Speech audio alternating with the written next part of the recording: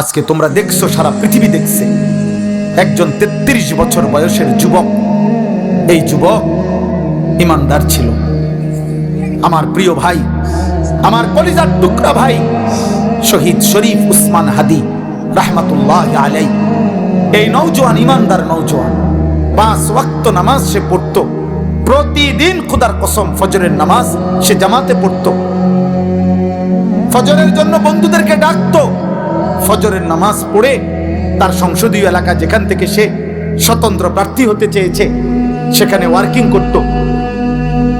যেদিন গুলিবিদ্ধ হয়েছে সেদিন তো সে জুমার নামাজ পড়ে আল্লাহকে সেজদা দিয়ে মসজিদ থেকে বাইর হয়েছে।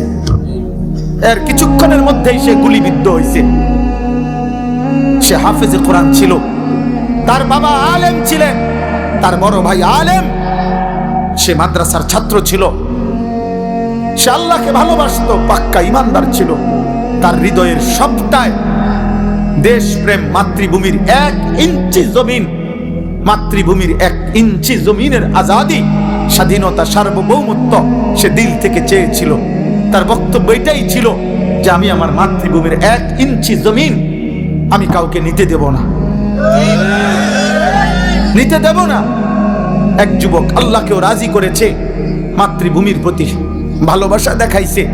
ঈমান এবং দেশপ্রেম, এই 2 জিনিস তার মধ্যে একত্র হওয়াতে, তোমরা ভাই বলো, একটা ছেলে বলো, তোমরাও দেখছো আমরাও দেখছি, গোটা বাংলাদেশের লক্ষ লক্ষ আলেম, মুফতি, মুহাদ্দিস, পীর, বুজুর্গ, আউলিয়া, ইমাম, খতিব, মুয়াজ্জিন, তালেবে ইলম, হাফেজে কোরআন, বুড়া মানুষ, জওয়ান মানুষ, বাচ্চা মানুষ, আরে বাবা 18 কোটি মানুষ মনে হয় তার জন্য অঝরে চোখের পানি ফেলছে।